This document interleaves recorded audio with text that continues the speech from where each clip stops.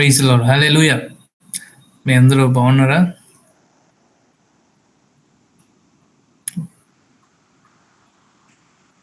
Okay. Last week మనం ఏం మాట్లాడుకున్నాం? ఎవరికైనా గుర్తుంటే క్విక్‌లీ ఒకరు ఇద్దరు ఏమన్నా అన్‌మ్యూట్ చేసి చెప్పండి.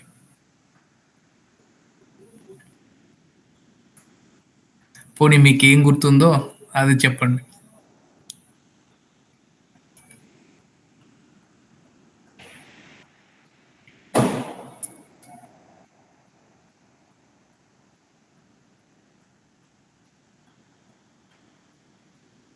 ఎవరికీ గుర్తులేదా లాస్ట్ వీక్ మనం ఏం మాట్లాడుకున్నాం? ప్రైజ్ ది లార్డ్ అన్న. బైబిల్ మన కోసం రాయబడింది కానీ మన కొరకు రాయబడలేదు అన్న టాపిక్ మీద చెప్పారు. Great. Nice. Okay. Nicene Creed. Nicene Creed నేను చెప్పలేదు. But it is always good to go back to Nicene Creed. Yeah! Okay. Last week మనం ఏం తెలుసుకున్నామంటే నో యువర్ బైబుల్ అనే దాంట్లో too much of familiarity makes us problematic. అంటే చాలా సార్లు మనకు ఎక్కువగా బైబిల్‌తో మనం బైబిల్‌లో ఎక్కడ ఏముంది? ఏ బుక్ తర్వాత ఏ బుక్ ఉంది? ఏ వర్సెస్ ఎక్కడున్నాయి? ఆ వర్స్ స్టార్ట్ చేస్తే నెక్స్ట్ ఏమొస్తది? అనేది తెలియడం వల్ల టూ మచ్ ఆఫ్ ఫెమిలియారిటీ వల్ల కొన్నిసార్లు దానికున్న నిజమైన అర్థాన్ని మనం ఏం చేయమంటే గ్రహించం. సో, ఫస్ట్ థింగ్ ఏంటంటే చెల్లి చెప్పినట్టుగా బైబిల్ మన కొరకు రాయబడింది కానీ మనకు రాయబడలేదు. We are not the original recipients. అంటే we are not the original audience. Moses ఏం చేసాడంటే ఇజ్రాయెల్‌కి రాసాడు. Paul had somebody in his mind. Philippians అయితే ఫిలిపియన్స్, ఫిలోమోన్ అయితే ఫిలోమోన్‌కి, ఎఫిషియన్స్ అయితే ఎఫిషియన్స్, కొరింథియన్స్ అయితే కొరింథియన్స్. సో, వాళ్ళందరూ ఏం చేశారంటే కొన్ని సంగతులు ఆల్రెడీ వాళ్ళ యొక్క ఆడియన్స్‌కి తెలుసు కాబట్టి, ఆ సంగతుల గురించి ఎక్కువగా ఎక్స్‌ప్లెయిన్ చేయడానికి బాదర్ అవ్వలేదు. దే టుక్ గ్రాంటెడ్ అనేది మనం ఏం చేసామంటే గమనించాం. కాబట్టి ఇప్పుడు వాళ్ళ టైం కాని టైంలో మనం ఉంటున్నాం. వాళ్ళ ప్లేస్ కాని ప్లేస్‌లో మనం ఉంటున్నాం. వాళ్ళ కల్చర్ కాని కల్చర్‌లో మనం ఉంటున్నాం. వాళ్ళ లాంగ్వేజ్ కాని లాంగ్వేజ్ మనం మాట్లాడుతున్నాం. వాళ్ళ ట్రెడిషను, వాళ్ళ కస్టమ్స్ మన వాటికి వేరుగా ఉన్నాయి కాబట్టి there is a gap between then and there to here and now. అక్కడ అప్పుడు ప్రజలకు ఆ పరిస్థితులకు ఉన్న వాటికి ఇప్పుడు ఇక్కడ మనకు ఆ గ్యాప్ అనేది ఉంది. దానివల్ల మనం ఏం చేస్తున్నామంటే బైబిల్‌ని వాళ్ళు ఎలా అర్థం చేసుకున్నారో అలా అర్థం చేసుకోలేకపోయాం. So that's what we have looked at in our last class. So let me share my screen.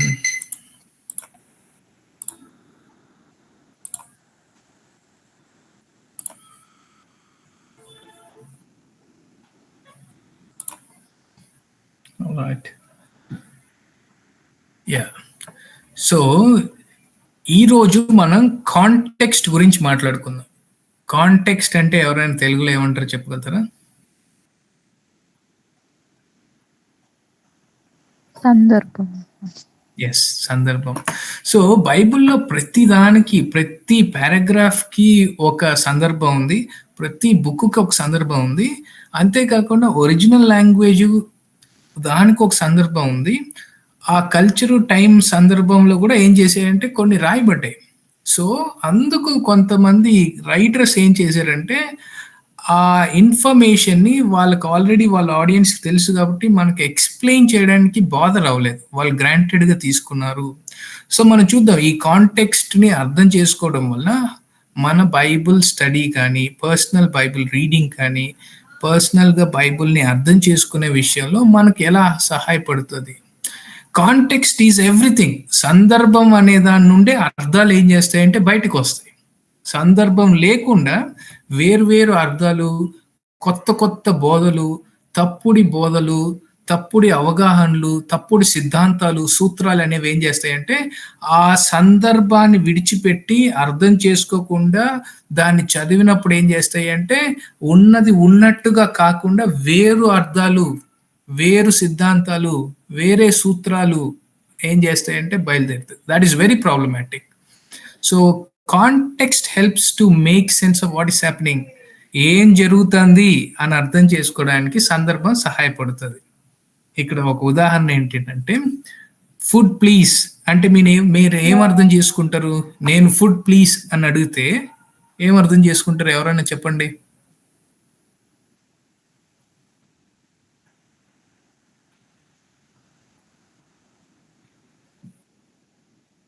Somebody చెప్పమ్మా. లైక్ ఫుడ్ ఇవ్వండి అన్నట్టుగా. ఏంటండి? Like food ఇవ్వండి ఆర్ పెట్టండి అన్నట్టుగానా? అలా అనుకున్నారు కదా. ఇప్పుడు దానికి ఒక సందర్భం మీకు అర్థమైతే మీకు దాని అర్థం ఏం చేస్తుంది అంటే అర్థమవుతుంది.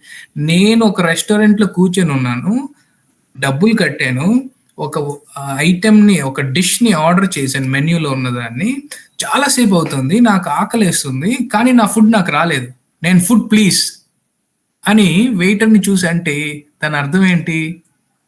ఐఎమ్ హంగ్రీ, ఐఎమ్ యాంగ్రీ, నా డబ్బులు నేను కట్టాను, నాకు రావాల్సింది నాకు రాలేదు అని అర్థం.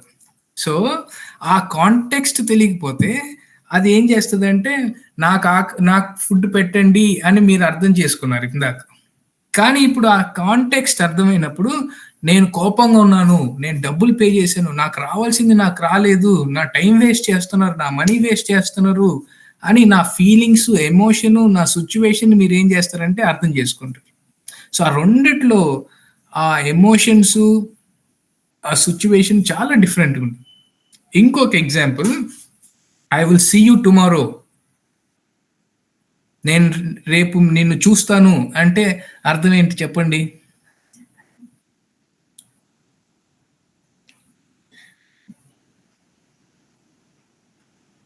ఎవరన్నా ఐ సీ యూ టుమారో అంటే ఏంటి చెప్పండి?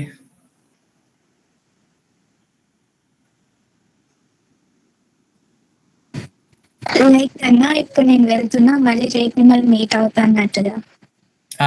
చూసారా, మీరు ఏమన్నారంటే నేను వెళ్తున్నా కాబట్టి రేపు నిన్ను చూస్తాను అని అన్నారు. Because we are not talking about a particular context. మనం ఒక ప్రత్యేకమైన సందర్భం గురించి మాట్లాడడం లేదు కాబట్టి మనం ఏం చేసామంటే we read in to a certain context.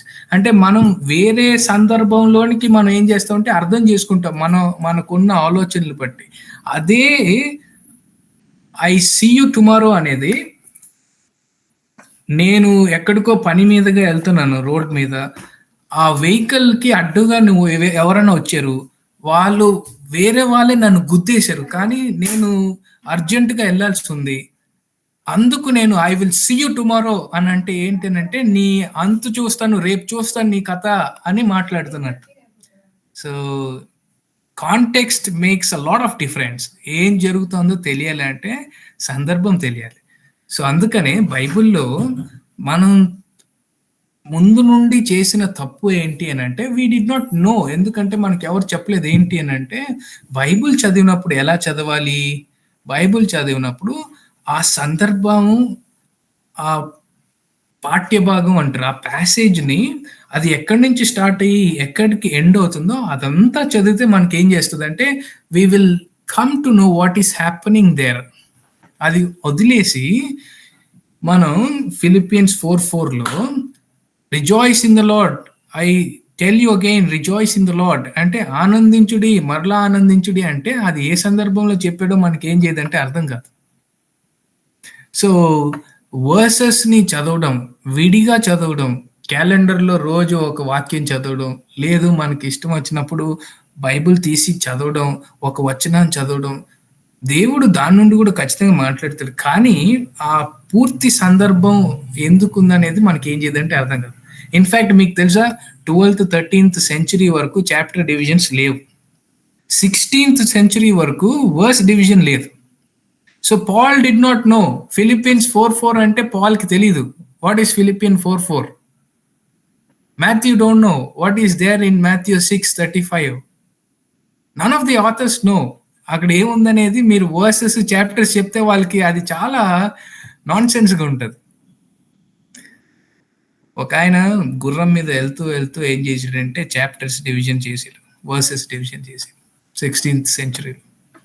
Right, మనం చూద్దాం కాంటెక్స్ట్ని ఎలా అర్థం చేసుకోవాలి. డిఫరెంట్ లెవెల్స్ ఆఫ్ కాంటెక్స్ట్ ఉంటుంది. 3 ప్రైమరీ లెవెల్స్ ఆఫ్ కాంటెక్స్ట్. ఇది టెక్స్ట్, మనం వాక్యం అనుకోండి, దాంట్లో ఇమీడియట్ కాంటెక్స్ట్ అనేది ఒకటి ఉంటుంది. అంటే దానికి మనం ఏమీ చేయని అవసరం లేదు. పైన ఉన్న వాక్యము, కింద ఉన్న వాక్యము, మధ్యలో వాక్యం చదివితే అక్కడ ఏం జరుగుతుంది అనేది మనకు అర్థమవుతుంది. ఈ సెకండ్ లెవెల్లో హిస్టారికల్ కల్చరల్ బ్యాక్గ్రౌండ్ ఉంటుంది. అది మనకు ఏం చేయదంటే మనంతటా మనం త్వరగా ఏం చేయలేము అర్థం చేసుకుందాం. థర్డ్ లెవెల్ అనేది దానికి ఎక్స్పర్ట్ హెల్ప్ కావాలి. ఎవరైనా వాక్యం చదువుకున్న వాళ్ళు, నేర్చుకున్న వాళ్ళు, వాక్యం బైబిల్ స్టడీస్ చేసిన వాళ్ళు, బైబిల్ కాలేజెస్కి వెళ్ళిన వాళ్ళు, వాళ్ళ హెల్ప్ ఏం చేస్తుంది అంటే అవసరం. లేకపోతే డిక్షనరీస్, ఎన్సైక్లోపీడియాస్, ఇలాంటి టూల్స్ అవసరం అవుతుంది. Let's see Matthew 6:33. మాథ్యూ 6:33లో ఏముంది? మొట్టమొదటిగా నా రాజ్యాన్ని, నీతిని వెతకండి, తర్వాత మీకు అన్నీ ఏం చేయబడతాయి? సమస్తము, తెలుగులో అనుగ్రహించబడతాయి. Anybody can tell what all these things mean? సమస్తము మీకు అనుగ్రహించబడుతుంది అంటే ఏంటో చెప్పండి. ఏంటి ఆ సమస్తము?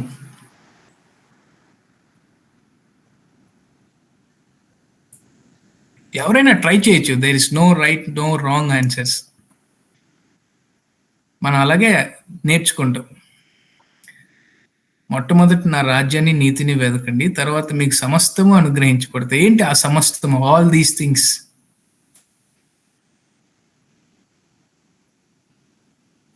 కమాన్, ఎవరో ఒకరు అన్మ్యూట్ చేసి చెప్పాలి.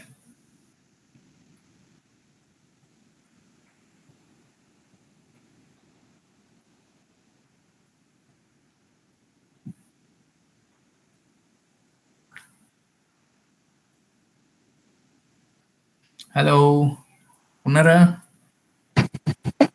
అన్నయ్య, దానిపైన కాంటెక్స్ట్ లో ఏం తిందుమా, ఏం తాగుదుమా అని వాటి గురించి ఆలోచిస్తూ ఉంటే అప్పుడు జీసస్ ఎక్స్ప్లెయిన్ చేస్తూ ఈ వర్డ్ అంటారు. సో దాన్ని బట్టి మనం ఏం తినాలి, ఏం వెరీ తాగాలి. గుడ్, వెరీ గుడ్ చెల్లి, బాగా చెప్పావు. ఇంతకు ముందు ఎలా అర్థం చేసుకున్నా చెప్పండి. ఆల్ దీస్ థింగ్స్ అంటే మీరు చాలా సార్లు ప్రసంగాలు విని ఉంటారు. ఏంటి అని అంటే, మంచి ఇల్లు మీకు దేవుడు ఇస్తాడు, మంచి కారు ఇస్తాడు, మీకు కావాల్సినవన్నీ మీకు దేవుడు ఇస్తాడు, ఉద్యోగం ఇస్తాడు, ఆస్తి ఇస్తాడు. What is this all these things? మీకేమనిపిస్తుంది చెప్పండి. ఇంకెవరన్నా?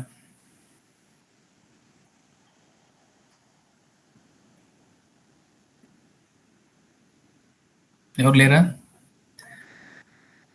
ఓకే, ఆల్ దీస్ థింగ్స్ అంటే ఏంటి? సమస్తం అంటే ఇల్లు, కారు, డబ్బులు, ఉద్యోగము, ప్రమోషను, వీసాలు, ఇవన్నీయా? ఇవన్నీ దేవుడు ఇస్తాడా, ఇవ్వడా మనం ప్రార్థన చేస్తే? కానీ అవే చెప్తున్నాడా దేవుడు అక్కడ? అది ఆ వర్స్ కాంటెక్స్ట్ మనకు ఇదే. ఈ ఫస్ట్ లెవెల్లో మనకు అర్థమయ్యేది ఏంటంటే, దీనికి ఏం చేయని అవసరం లేదు. ఇమీడియట్ కాంటెక్స్ట్ అంటారు. అంటే ఆ వచనానికి ఉన్న సందర్భం పైన కింద చదివితే మనకు అర్థమవుతుంది. 6:28 ఏమంటారంటే, మీరు ఎందుకు వస్త్రాల గురించి కంగారు పడతాడు? ఎందుకు కంగారు పడతారు వస్త్రాల గురించి? ఏం వేసుకుందాము అని అంటారు. సో ఏం తిందుము, ఏం తాగుదము, ఏం ధరించుకుందుము అని ఎందుకు మీకు చింత అని చెప్తాడు. ఇక్కడ ఈ వచనం దేని గురించి మాట్లాడుతుంది అంటే, దానికి ఉన్న సందర్భంలో అక్కడ ఏమంటున్నాడంటే, మీరు కావాల్సిన ఆహారం అనేది ఉంది కదా, అది దేవుడు మీకు ఇస్తాడు, మీరు కంగారు పడాల్సిన అవసరం లేదు. It is talking about basic food to eat. బతకడానికి కావాల్సిన ఆహారము. 5 స్టార్ హోటల్ ఫుడ్ కాదు, కేఎఫ్సి కాదు, పిజ్జా హట్ కాదు, బిర్యానీ కాదు, బేసిక్ ఫుడ్. ఇంకా ఇంట్రెస్ట్ ఏంటంటే, అక్కడ మాథ్యూ చాప్టర్ 6:15 నుండి మనం చూసినట్లయితే అక్కడ ఎక్కడ ఇల్లు గురించి మాట్లాడు. ఎందుకంటే జీసస్ ఏమంటాడంటే, నక్కలకు బొరియలు ఉన్నాయి, for the foxes has houses, నాకు లేవు అని అంటాడు. యేసుప్రభుకి ఇల్లు లేదు, పాల్కి ఇల్లు లేదు, చాలా మందికి మిషనరీస్కి మనలాగా ఇప్పుడు ఉన్న ఇల్లులు ఏవి లేవు వాళ్ళకు. They don't own a house. So ఈ మత్తయి సువార్త 6:33 మొట్టమొదటిగా నా రాజ్యాన్ని నీతిని వెతకండి సమస్తము మీకు అనుగ్రహించబడతాయి. ఏంటి సమస్తము? It is talking about basic food and clothing. మనం బతకడానికి కావాల్సిన ఆహారము, వేసుకోవడానికి కావాల్సిన వస్త్రాలు దేవుడు మీకు ఇస్తాడు. వాటిని గురించి మీకు చింత ఏమీ లేదు అని చేస్తానంటే మనం ఈ వచనాన్ని, ఆ సందర్భం విడిచిపెట్టి మనం ఆ వచనాన్ని మాత్రమే తీసుకొని మనం ఏం చేసామంటే ఇన్ని సంవత్సరాలు తెలియనప్పుడు ప్రార్థనలు ఏం చేసాం చాలాసార్లు, ప్రభువా మొట్టమొదట నా రాజ్య నీతిని వెతకండి, తర్వాత మీకు సమస్తము అనుగ్రహించమని చెప్పారు. మాకు చర్చ్ బిల్డింగ్ లేదు, మాకు అనుగ్రహించండి. మాకు స్థలం లేదు, మాకు అనుగ్రహించండి. మాకు ఆస్తి కావాలి, మాకు బంగారు కావాలి, మాకు వస్తువులు కావాలి, మాకు ఇల్లు కావాలి, మాకు ఉద్యోగం కావాలి, మీరు సమస్తం అనుగ్రహిస్తానని సెలవు ఇచ్చారు. నో నో నో, ఈ వచనం ఆ సమస్తం మీరు అనుకునే, it is not all that is, this is not all. మీరు అనుకునే ఆల్ ఆ సమస్తము కాదు ఈ సమస్తం. ఇదేంటంటే basic food and clothing. But దేవుడు మన అవసరతలు తీర్చేవాడా కాదా? Yes, definitely. బట్ మనం ఈ వచనంకున్న సందర్భాన్ని విడిచిపెట్టి మనం ఏం చేసామంటే దాన్ని అబ్యూస్ చేసాం. So that's one example. మత్తయి సువార్త 18:20 వచనం చాలా మందికి మెమరీ వర్స్ ఉంటుంది. ఏమనుంటుందంటే, ఎక్కడైతే 2-3 నా నామం పేరిట కూడి ఉంటారో అక్కడ నేను ఉంటాను. ఏంటిది? చాలాసార్లు ఏం చేస్తారంటే, తక్కువ మంది ఉన్నప్పుడు ప్రార్థనకు, తక్కువ మంది మీటింగ్కి వచ్చినప్పుడు, తక్కువ మంది చర్చ్లో ఉన్నప్పుడు ఏం చేస్తారంటే, ప్రభువా ఎక్కడైతే 2-3 నా నామం పేరిట కూడి ఉంటారో అక్కడ నేను ఉంటానని సెలవిచ్చావు అని మనం ప్రేయర్ చేసాం. But this verse is not meant for prayer meeting. ఇది ప్రార్థనకు వచ్చినప్పుడు చేసేది కాదు, ఇది ప్రార్థన కొరకు కాదు. ఈ వచనం యొక్క సందర్భాన్ని మనం చదివితే మనకు ఏమర్థమవుతుందంటే, it is telling about correcting a brother. మన సహోదరుడో సహోదరినో ఒక పాపం చేస్తే ఆ వ్యక్తి దగ్గరికి వెళ్ళి నువ్వు తప్పు చేసావు, నువ్వు మార్చుకో, సరి అవ్వు అని మనం ప్రేమతో చెప్పినప్పుడు అతను విననప్పుడు ఏం చెప్తున్నాడంటే, నువ్వు ఇంకొకడు లేకపోతే ఇద్దరిని తీసుకువెళ్తే ఆ 2-3 సాక్ష్యం ఏం చేయబడుతుంది అంటే స్థిరపడుతుంది. పాత నిబంధన ప్రకారం అలాగనే యేసు ప్రభు ఉన్న రోజుల సంస్కృతి ప్రకారం ఏం చేయబడుతుంది అంటే, ఒక్కడి సాక్ష్యం అనేది it is not valid, it is not established. కాబట్టి 2-3 సాక్షులు ఉన్నప్పుడు ఏమవుతుందంటే అది ఆ సాక్ష్యం అనేది ఎస్టాబ్లిష్ చేయబడుతుంది. మనం 2-3 వెళ్ళి ఆ బ్రదర్ని సిస్టర్ని మనం అతని పాపం నుండి కరెక్ట్ చేసేటప్పుడు దేవుడు ఏం చేస్తాడంటే, to bring him out of his sin, to restore him. దేవుడు ఏం చేస్తాడంటే ఆ రెస్టోరేషన్ ప్రాసెస్లో, కరెక్షన్ ప్రాసెస్లో దేవుడు మనతో పాటు ఉంటాను అని ఏం చేస్తాడంటే చెప్తున్నాడు. You see, there's a lot of difference reading a verse and reading a passage. అయినా కూడా అతను వినకపోతే అప్పుడు సంఘం అతన్ని ఒక అన్యుడి వలె ట్రీట్ చేయండి అని ఏం చేస్తున్నాడంటే అక్కడ చెప్తున్నాడు. So it is clearly talking about correcting your brother who since against you. కానీ ఈ వచనాన్ని మనం ప్రార్థనలో ప్రస్తావించి ప్రార్థన చేయడం తప్ప లేదు. మనం ఒక్కడే ఉండి ప్రార్థన చేసుకున్నా దేవుడు యొక్క సన్నిధిని మనం ఏం చేయగలుగుతాం అంటే అనుభవించగలుగుతాం. మనం దాన్ని ఉపయోగించి మనం ప్రార్థన చేసుకోవచ్చు. కానీ ఆ సందర్భం ఏంటంటే అది ప్రార్థన కొరకు ఉపయోగించబడింది కాదు, ప్రేయర్ మీటింగ్ కోసం లేకపోతే చర్చ్ గ్యాదరింగ్ కొరకు వాడింది కాదు, రాసింది కాదు. సో మీకు అర్థమవుతుందా కాంటెక్స్ట్ అనేది ఎంత ఇంపార్టెంట్? దేనికైనా కాంటెక్స్ట్ అనేది చాలా ఇంపార్టెంట్. తల్లి పిల్లవాడితో ఇలా రా అంటే ప్రేమతో పిలిచినప్పుడు వాడు తల్లి ప్రేమతో పిలుస్తుంది అని ఏం చేస్తాడంటే అర్థం చేసుకుంటాడు ఆవిడని చూసి. లేదు వాడు ఏదో తప్పు చేసినప్పుడు, ఏదైనా పడేసినప్పుడు లేకపోతే ఏదైనా పాడు చేసినప్పుడు వాడిని చూసి కోపంగా ఇలారా అంటే వాడు ఏం చేస్తాడంటే భయపడతాడు, దగ్గరికి వెళ్ళడానికి ఏం చేయడం అంటే ఇష్టపడ్డాడు. సో కాంటెక్స్ట్ అనేది చాలా ఇంపార్టెంట్. సో బైబుల్లో ఉన్న ప్రతి దానికి ఒక కాంటెక్స్ట్ ఉంటుంది. మనం దాని నుండి సపరేట్గా వర్సెస్ని చదివినప్పుడు, లేదు మనకి ఇష్టం వచ్చింది మాత్రమే చూస్ చేసి పిక్ చేసి చదివినప్పుడు ఏం చేస్తుంది అంటే we develop heresies, we bring out false wisdom. మనం ఏం చేస్తామంటే తప్పుడు సిద్ధాంతాలని, తప్పుడు జ్ఞానాన్ని, మనం చాలా పొరపాట్లని ఏం చేస్తామంటే చేస్తాం. So all these doctrines, all these denominations, all these heresies and cults అంటే ఇప్పుడు ప్రస్తుతం వరకు ఉన్న ప్రతి తప్పుడు సిద్ధాంతము, ప్రతి తప్పుడు సూత్రాలు, తప్పుడు డినామినేషన్లు, మార్మోన్స్, జెహోవా విట్నెస్, యెహోవా సాక్షులు, ఈ సెవెంత్ డే అడ్వెంటిస్ట్స్, ఇవన్నీ ఎందుకు వచ్చాయంటే they did not understand the Bible in it's context. వాళ్ళు ఆ సిద్ధాంతాన్ని, ఆ సందర్భాన్ని అర్థం చేసుకోక ఏం చేశారంటే వాళ్ళు ఆ సిద్ధాంతాలను ఏం చేశారు, బయటికి తీసుకొచ్చారు. సో ఇందాక ఎవరో నైసియన్ క్రీడ్ అని పెట్టారు sister. Yes, Nicene Creed is pivotal.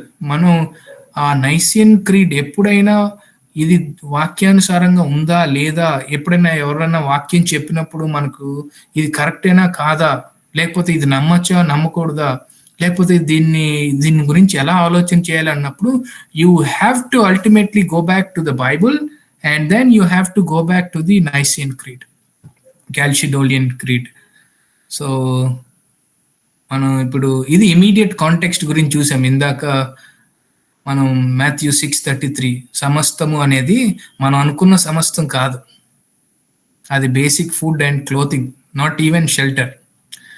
అలాగే ఇద్దరు ముగ్గురు ఎక్కడైతే కూడి ఉంటారో నా నామం పేరిట నేను అక్కడ ఉంటాను అనేది అది ప్రేయర్ మీటింగ్ కొరకు ఉపయోగించింది కాదు. అది ఒక సహోదరుడినో సహోదరినో పాపం చేసి ఉంటే వాడిని సరిదిద్దడానికి దేవుడు అక్కడ మనకు సహాయంగా ఏం చేస్తాడంటే అక్కడ ఉంటాను అని సెలవు ఇచ్చాడు. ఆల్రైట్, ఎస్, ఇది మార్క్ 10:23లో ఎంతమందికి తెలుసు ఇది ప్యాసేజ్? మార్క్ 10:23లో యేసుప్రభు ఏమంటాడు, ఇదిగో సూది బెజ్జంలో నుండి ఒక ఒంటె దాటి వెళ్ళడమైన సాధ్యము, కానీ ధనవంతుడు దేవుని రాజ్యానికి ప్రవేశించుట అసాధ్యము. What is God talking here? యేసుప్రభు ఏం చెప్తున్నాడు? శిష్యులు 26th verseలో శిష్యులు విస్మయం నొందారు, ఆశ్చర్యపడ్డారు. Who then can be saved? అయితే ఎవరు రక్షించబడతారు అని అంటారు. ఇక్కడ చూడండి వచ్చిన anybody can say, is it really possible? అసలు సూదే బెజ్జములో నుండి ఒంటె వెళ్ళడం మీరు ఎప్పుడైనా చూసారా? సాధ్యమేనా? Anybody they?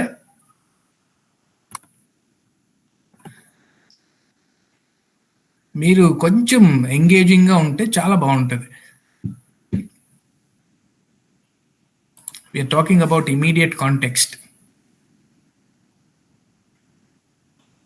Alright. ఏంటి యేసుప్రభు ఏం చెప్తున్నాడు ఈ ప్యాసేజ్ గురించి? మీరు ఏం మీ అభిప్రాయాలు చెప్పండి.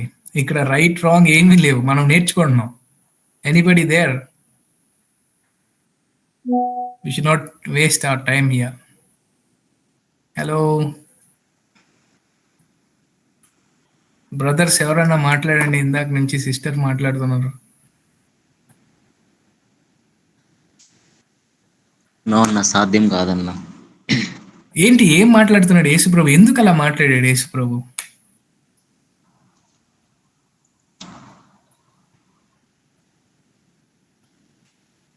Any idea? చెప్పండి. పోనీ తెలుసు, తెలీదు, లేకపోతే ఓకే, ఇంకెవరన్నా ఉన్నారా? యేసుప్రభు పలాంది మాట్లాడుతున్నాడు, లేకపోతే ఇలా చెప్తున్నాడు, పోనీ కొత్త సృష్టిలో, కొత్త ఆకాశం, కొత్త భూమిలో దేవుడు ఇలా సూది బెజ్జంలోంచి ఒంటిని కూడా దాటించగలడు, అంతటి శక్తిమంతుడు, ఇలాంటివి ఏమన్నా మీరు విన్నారా? లేకపోతే ఏంటిది? దీని గురించి మీరు ఏం విన్నారు ఇంతకు ముందు? What did you understand? ఇప్పుడు పిక్చర్లో ఉన్నలాగానే సేమ్ అదే ఇమాజినేషన్స్తో ఉన్నామన్నా. ఇంకా వేరే రకంగా ఎప్పుడు ఆలోచించలేదు. Okay, right. మీరు ఎప్పుడైనా విన్నారా? ఆ, చిన్న ద్వారం ఒకటి ఉంది, ఆ ద్వారంలో నుండి ఎరుషలేములో ఒక చిన్న ద్వారం ఉంది. ఆ ద్వారములో నుండి దాటి వెళ్ళడానికి ఒంటెలు ఏం చేయాలంటే చాలా వంగి దానిలో నుండి కష్టపడి బయటకు వస్తేనే అవి ఏం చేయగలవంటే వెళ్ళగలవు. ఆ ద్వారము పేరు I of the needle gate అని ఒక ఆ, ఆ, పాతకాలంలో ఒక నానుడు ఉండేది. అది నిజమేనా? నిజమైతే ఎందుకు శిష్యులు ఆశ్చర్యపడాలి? కనిపిస్తుందా మీకు? సో ఒక ఆయనకి ఇలాగే ప్రాబ్లం వచ్చిందనమాట. ఈ వాక్యం చదువుతుంటే ఏంటి యేసుప్రభు ఇలా చెప్పాడు అని చెప్పి ఆయన ఏం చేశాడంటే, యెరూషలేములో ఒక ద్వారం ఉంది, చాలా చిన్నగా ఉంటది. ఆ ద్వారంలో నుండి దాటి వెళ్ళాలంటే ఒంటెలు ఏం చేయాలంటే కష్టపడి అవి కూర్చొని మోకాల మీద ఆ ద్వారం గుండా దాటి వెళ్ళాలి. ఆ ద్వారం పేరు I of the needle gate అని ఒక ఆయన ఏం చేశాడంటే ఎప్పుడో పాతకాలంలో ఇంటర్ప్రిట్ చేశాడు. సో వాస్తవానికి ఇలాంటి ద్వారం అనేది యేసు ప్రభు కాలంలో ఎప్పుడూ లేదు. యేసు ప్రభు దీని గురించి ఏం చేయట్లేదు అంటే మాట్లాడడం లేదు. ఎందుకనంటే మాట్లాడితే శిష్యులు ఏం చేస్తారు? ఆశ్చర్యపడ్డం. ఎందుకు? They know that, but but it is not what Jesus meant. ఇక్కడ ఆ సందర్భాన్ని మనం గమనిస్తే, ఆ పైన వచనాల్లో కింద వచనాల్లో ఆ ప్యాసేజ్ని మనం గమనిస్తే మనకి ఏమర్థం అవుతుంది అంటే, పైన ఒక రిచ్ మ్యాన్ ఏం చేస్తాడంటే యేసుప్రభు దగ్గరకు వస్తాడు. యేసుప్రభు దగ్గరకు వచ్చినప్పుడు ఆయన యేసుప్రభు ఏం చెప్తాడంటే, నీకున్న ఆస్తిని విడిచిపెట్టు, నన్ను ఫాలో అవ్వు అని అంటే అతను చాలా బాధపడినట్టుగా ఏం చేస్తుందంటే కనిపిస్తుంది. సో అప్పుడు ఏం చేస్తాడంటే యేసు ప్రభు ఈ హైపర్బోలే అనే లిటరరీ డివైస్, మీరు ఎంఏ లిటరేచర్ చదివితే మీకు లిటరరీ డివైసెస్ అంటే ఏంటో తెలుస్తుంది. లిటరరీ డివైస్ అంటే అది లాక్ని కీ ఎలా అయితే ఓపెన్ చేస్తుందో, నెయిల్ని హ్యామర్ ఎలాగైతే లోపలికి దింపి మళ్ళా బయటకు తీయగలుగుతుందో, అలా ఇంగ్లీష్ లిటరేచర్లో లిటరరీ డివైసెస్ అంటారు కొన్నిటిని. So Jesus is a rock అనేది ఒక literary device. So I am the true vine అని జీసస్ అన్నప్పుడు అదొక మెటఫర్. సో ఇక్కడ యేసు ప్రభు ఒక రకమైన లిటరరీ డివైస్ని ఏం చేస్తున్నాడంటే మాట్లాడుతున్నాడు. ఇంకో మాటలో చెప్పాలంటే ఆయన అతిశయోక్తి అలంకారంలో ఏం చేస్తున్నాడంటే మాట్లాడుతున్నాడు. ఉన్న విషయాన్ని హైపర్ బోలే అంటే ఏంటంటే, మనకి హైపర్ అంటే మీకు తెలుసు కదా, వాటికి హైపర్ టెన్షన్ ఎక్కువ అనే, వాడు హైపర్ యాక్టివ్ అనే ఈ మాటలు వినుంటారు. హైపర్ అంటే ఉన్న దానికన్నా ఎగ్జాచురేట్ చేసి దాని స్థితిని, దాని యొక్క ఇంటెన్సిటీని పెంచి మాట్లాడడంని హైపర్ బోలే అని అంటారు. వాడు 3 చెరువులు నీళ్ళు తాగించాడు అని అంటే నిజంగానే 3 చెరువులు నీళ్ళు తాగించాడు ఎవరన్నా? లేదు. ఉన్నదాన్ని ఆ ఇంటెన్సిటీని పెంచి ఏం చేస్తానని మాట్లాడినాడు. ఇక్కడ యేసు ప్రభు కూడా ఏం చేస్తుందంటే ఆ ధనవంతుడు గురించి మాట్లాడుతూ ఇక్కడ ఏమని చెప్పాడు అని అంటే, ధనవంతుడు దేవుణ్ణి ఏం చేయడంటే వెంబడించడానికి పూర్తిగా నమ్మలేడు యేసు ప్రభుని. లేదు, దేవుడి పైన పూర్తి నమ్మకత్వాన్ని ఏం చేయలేడంటే ఉంచలేడు. కాబట్టి వాడు ధనంనే ఏం చేస్తాడంటే నమ్ముకుంటాడు.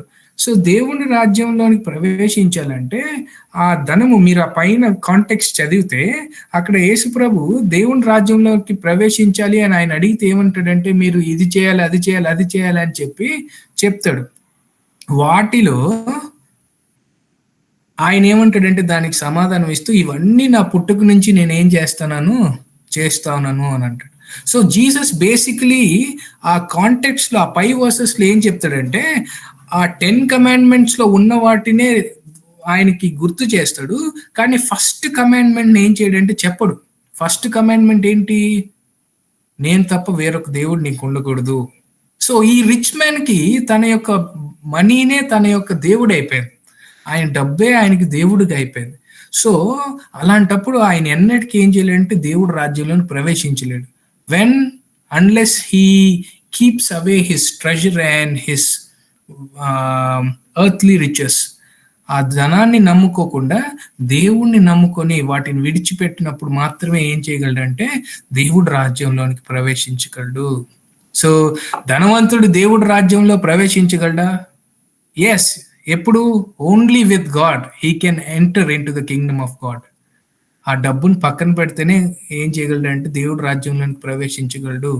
డబ్బు కావాలి, దేవుడు కావాలి అంటే అంటే దేవుడై కూర్చుని ఉన్న ఆ డబ్బు అతనుకు, ఆయన డబ్బే ఆయనకు దేవుడుగా ఉంది కాబట్టి దాంతో ఆయన దేవుడు రాజ్యంలోనికి వెళ్ళడం అనేది ఒక వంటే ఆ సూది బెజ్జంలో నుండి బయటికి వెళ్ళగలిగినట్టుగా ఏం చేశాడంటే యేసు ప్రభు ఎగ్జాచురేట్ చేసి నీ డబ్బే నీకు దేవుడు అయిపోయింది, దాంతో నువ్వు దేవుడు రాజ్యంలోనికి వెళ్ళాలనుకుంటే ఒక వంట సూది బెజ్జంలోంచి దాటినట్టుగా నువ్వేం చేస్తున్నావు అంటే దాటాలనుకున్నావు. That is impossible.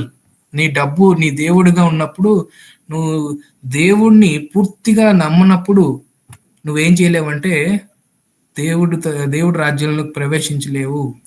ఇంకా మనం గమనిస్తే అక్కడ ఏమంటాడంటే ఆ ముందు ఉన్న ఆ స్టోరీకి మార్క్ ఏం చేస్తున్నాడంటే దాన్ని అక్కడ అరేంజ్ చేస్తూ ఏం చేస్తాడని మాట్లాడుతున్నా. ముందు మార్క్ 10లో మనకేం కనిపిస్తుంది అంటే చిన్న పిల్లలు దేవుడి దగ్గరికి రావడం కనిపిస్తుంది. అప్పుడు యేసు ప్రభు ఏమంటాడంటే ఇదిగో ఇలాంటి వారిదే నా రాజ్యము. అంటే ఏంటి? They are coming to Jesus with all their trust. వాళ్ళు ఏమి క్యారీ చేయకుండా దేవుడు దగ్గరికి పూర్తి నమ్మకంతో ఏం చేస్తున్నారంటే వస్తున్నారు. సో అలా చిన్నపిల్లలలాగా పూర్తి నమ్మకత్వాన్ని దేవుడి మీద పెట్టి వస్తేనే దేవుడు రాజ్యం ఏం చేయబడుతుంది అంటే వాళ్ళకు దక్కుతుంది అని యేసు ప్రభు ఏం చేస్తున్నాడు అక్కడ మాట్లాడుతున్నాడు. It's a literary device, it's a hyperbole. అతిశయోక్తి అలంకారంలో ఏం చేస్తున్నాడంటే మాట్లాడుతున్నాడు. లిటరల్ గా ఏం చేయట్లేదు, మాట్లాడట్లేదు. అక్షరార్థంగా ఏం చేయటం లేదంటే అక్కడ మాట్లాడటం లేదు. So it is highly difficult to enter into the kingdom of God for a rich man, but with God it is possible and impossible without God. దేవుడు రాజ్యంలోనికి ధనవంతుడు డబ్బుతో వెళ్ళాలి అని అనుకుంటే అది అసాధ్యము. కానీ డబ్బును పక్కన పెట్టి డబ్బే దేవుడుగా కాకుండా దేవుణ్ణి దేవుడుగా నమ్మి దేవుడి దగ్గరికి వస్తే ఖచ్చితంగా దేవుడి రాజ్యం అనేది ధనవంతుడికి ఇవ్వబడుతుంది అనేది అక్కడ యేసు ప్రభు చెప్తున్నాడు. So context makes a lot of difference. కాబట్టి ఇది కనిపిస్తుందా?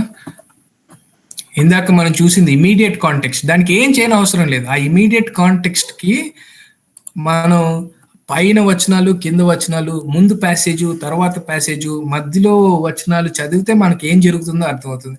ఇది హిస్టారికల్ కాంటెక్స్ట్, ఇది సెకండ్ లెవెల్. యోహాను సువార్త 15:1 నేనే నిజమైన ద్రాక్షవల్లిని అని ప్రభు అంటాడు. Can anybody say what Jesus is saying? ఏంటి, ఎందుకు యేసు ప్రభు నేనే నిజమైన ద్రాక్షవల్లి అన్నాడు?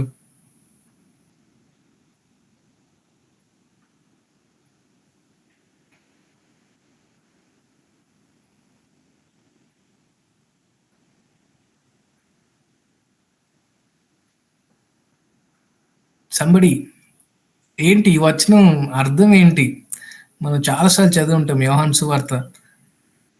I am the true wine, నేనే నిజమైన ద్రాక్షవల్లి. యేసు ప్రభు మాటకు అర్థం ఏంటి? పోనీ ఏమనిపిస్తుంది మీకు చెప్పండి.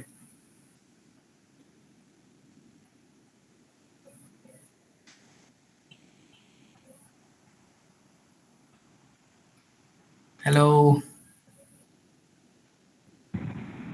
లైక్ ప్లాన్ ని చూసినప్పుడు అది అది ఏమంటారు, ఆ తీగ అనేది చాలా స్ట్రాంగ్ గా ఉంటది.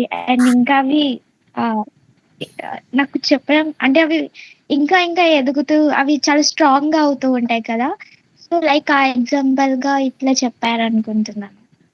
That's wonderful. Good good. ఇంకా ఎవరైనా ఉన్నారా?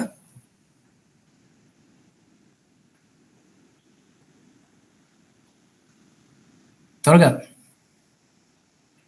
Come on brothers and sisters.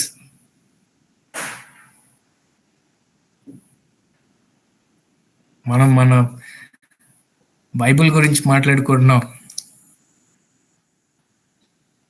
భయపడిన అవసరం లేదు. ఎవరైనా ఏదైనా చెప్పండి. There's no wrong answers. మనం నేర్చుకుంటున్నాం.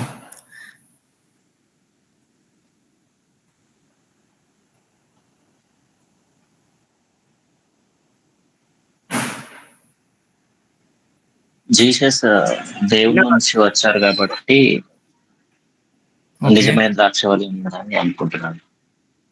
అంటే ఇంకా చెప్పండి బ్రదర్, ఎక్స్‌ప్లెయిన్ చేయండి. దేవుడి నుండి వస్తే ఎందుకు ద్రాక్షవల్లి అని చెప్పాడు? నేను ఇప్పుడు కాకరకాయ తీగ అని ఎందుకు చెప్పలేదు? సొరకాయ తీగ అని ఎందుకు చెప్పలేదు? వై ఓన్లీ వాళ్ళ వైన్? జీసస్ ఎప్పుడే ఏ ప్రాంతంలో అయితే ఉన్నాడో అక్కడ ద్రాక్ష పంటలు అనేవి ఎక్కువగా ఉంటాయి కదన్న. సో దాన్ని ఉదాహరణగా తీసుకొని చెప్పిండన్న. నైస్. నైస్. కానీ జీసస్ ఉన్న ప్రాంతంలో ఆలివ్స్ ఆల్సో వర్ ప్లెంటీ. ఆలివ్ ట్రీస్ కూడా చాలా ఉన్నాయి. In fact Jesus went to mount of olives. నేను ఐ యామ్ ది అవునన్నా. ఆలివ్ ట్రీ అని ఎందుకు చెప్పలేదు? ఎందుకంటే అన్న ఇక్కడ వైన్ ఇది ఎలా ఉంటదంటే వైన్ ఉంటది. అంటే మెయిన్ స్టెమ్ లాగా దానికి బ్రాంచెస్ ఉంటాయి. ఇక్కడ వైన్ వచ్చేసేమో స్టెమ్ లాగా అన్నమాట.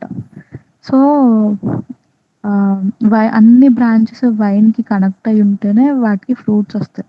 లేకపోతే ఫ్రూట్స్ రావు. సో మన లైఫ్‌కి మెయిన్ సోర్స్ జీవం, లైఫ్ అది యేసయ్యే కాబట్టి without him there is no life. Without him there is no fruit.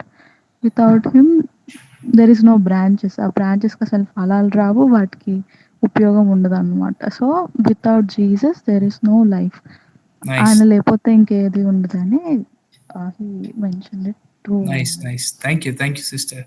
But don't forget we are thinking about historical context. మనం చారిత్రాత్మకమైన సందర్భం గురించి ఇప్పుడు మాట్లాడుతున్నాం. Second level of context. So first level immediate context గురించి మాట్లాడాం. ఆ ఇమీడియట్ కాంటెక్స్ట్‌లో మనం ఏ ఎఫర్ట్ తీసుకోని అవసరం లేదు. If we can read the Bible carefully, కొంచెం జాగ్రత్తగా మనం బైబిల్ చదివితే పైన ఏం జరుగుతుంది, కింద ఏం జరుగుతుంది, ఇంతకు ముందు వచనాలు ఏం చెప్పాయి, తర్వాత వచనాలు ఏం చెప్పాయి, మధ్యలో ఏం చెప్తున్నాడు, ఇది ఎందుకు చెప్తున్నాడు అని అది అర్థమవుతుంది. ఇప్పుడు ఇది హిస్టారికల్ కాంటెక్స్ట్, చారిత్రాత్మకమైన సందర్భం. So John is saying, Jesus మాటలు ఇలా ప్రజెంట్ చేస్తే ఏమన్నాడు, నేనే నిజమైన ద్రాక్షవల్లి అని ఏం చేస్తాడు, దాని గురించి ఎక్స్ప్లెయిన్ చేయడానికి బాధర్ అవలే. అరే నేను యేసుప్రభు మాట నేనే నిజమైన ద్రాక్షవల్లి అని రాస్తే తర్వాత ఎప్పుడో ఏం చేస్తారంటే కొంతమంది చదువుకుంటారు, అప్పుడు వాళ్ళకి ఎలా అర్థమవుతుంది అని ఆలోచన చేయలేదు. ఎందుకంటే his audience already knew what is a true wine, what is wine, what wine represents. So చూద్దాం, ఎవరైనా ఒకరు చదవండి సామెతలు 80వ అధ్యాయం 8 చదవండి.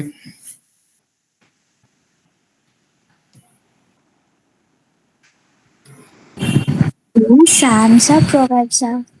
సామ్స్.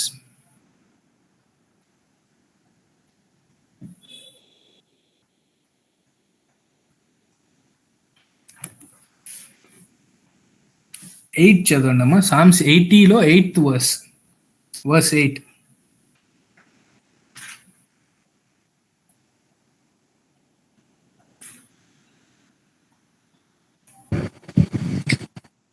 నీవు ఐగుప్తులో నుండి ఒక ద్రాక్షవల్లిని తెచ్చితివి, అన్యజనులను వెళ్ళగొట్టి దాన్ని నాటితివి, దానికి తగిన. సో జాన్స్ ఆడియన్స్కి యోహాను ప్రజలకు యోహాను రాసేటప్పుడు వైన్ అంటే ఏంటో తెలుసు. వైన్ రిప్రజెంట్స్ ఇజ్రాయెల్ హిస్టారికల్గా. సో ఓల్డ్ టెస్ట్మెంట్లో దేవుడు ఏమన్నాడంటే, నువ్వు ఇజ్రాయెల్ని ఒక ద్రాక్ష తీగలాగా ఏం చేసావంటే నాటావు, దాన్ని నువ్వేం చేసావంటే ఐగుప్తు నుండి బయటికి ఏం చేసావు, తీసుకుని వచ్చావు. సో ఇజ్రాయెల్ అనేది ద్రాక్షవల్లిగా ఉంది, ద్రాక్ష తీగగా ఉంది. బట్ వాట్ హ్యాపెండ్, ఇజ్రాయెల్ దేవుణ్ణి వెంబడించే విషయంలో అరణ్యం మార్గంలో దేవుడి మీద నమ్మకాన్ని ఉంచి నడిచే విషయంలో, దేవుడి మాటకి లోబడే విషయంలో ఏం చేసిందంటే మంచి మంచి ద్రాక్షవల్లిగా ఏం చేయలేకపోయిందంటే ఉండలేకపోయింది. They failed in the wilderness, they failed in their journey, they failed in obeying God in their obedience. So దేవుడు ఇస్రాయేల్ని ఒక ద్రాక్షవల్లి లాగా నాటి దాన్ని బయటికి ఏం చేశాడంటే తీసుకుని వచ్చాడు. కానీ వాళ్ళు ఏం చేయలేదంటే దేవునికి ఇష్టమైన ద్రాక్షవల్లి లాగా ఉండలేకపోయారు, ఫెయిల్ అయిపోయారు. సో ఇప్పుడు what God is doing in Jesus, యేసు ప్రభులో దేవుడు ఏం చేస్తున్నాడంటే ఏ ఇశ్రాయేలీలు అయితే ద్రాక్షవల్లిగా ఉండి అది విధేయులుగా ఉండలేక విఫలం అయిపోయిందో, యేసు ప్రభు ఇప్పుడు ఏం చేస్తున్నాడంటే ఆయన మినిస్ట్రీ ఆరంభించినప్పుడు ఏం చేస్తాడు, he was led by the spirit into the wilderness for 40 days. You know what is that talking about? అది ఎందుకు యేసు ప్రభు అలా నడిపించబడ్డాడు? Jesus is the new Israel. యేసు ప్రభు ఏం చేస్తున్నాడంటే తాను ఎంపిక చేసుకున్న ఇజ్రాయేలీలో తన్ను తాను గుర్తించుకొని, ఇజ్రాయేలీలు ఏం చేసింది, అరణ్య మార్గంలో విఫలమైపోయింది దేవుణ్ణి వెంబడించే విషయంలో, దేవుడికి లోబడే విషయంలో, దేవుడి మీద నమ్మకం ఉంచే విషయంలో. You know why? నంబర్స్ ఇవన్నీ ఏం చెప్తాయి మనకు, డిట్రానమీ నంబర్స్ లో ఉంటది. వాళ్ళు ఏం చేశారంటే 10 సార్లు నన్ను ఏం చేశారు, పరీక్షించారు అని ఉంటది. దేవుడి మీద నమ్మకం ఉంచక వాళ్ళు ఆకలి వేసినప్పుడు ఏం చేశారంటే, ఇదిగో మేము ఐగుప్తులో ఉంటే మేము అక్కడ ఏం చేసి ఉండొచ్చు, we could have got cucumbers, pomegranates. మాకు ఐగుప్తులో చేపలు ఉన్నాయి, ఐగుప్తులో దానిమ్మకాయలు ఉన్నాయి, మాకు ఐగుప్తులో కీరకాయలు ఉన్నాయి, మేము అక్కడ చాలా బాగున్నాం, మమ్మల్ని అక్కడి నుండి తీసుకుని వచ్చి ఇక్కడ చంపాలనుకున్నాడా మోషే నువ్వు నీ దేవుడు అని ఏం చేశారంటే అక్కడ వాళ్ళు దేవుణ్ణి పరీక్షించారు.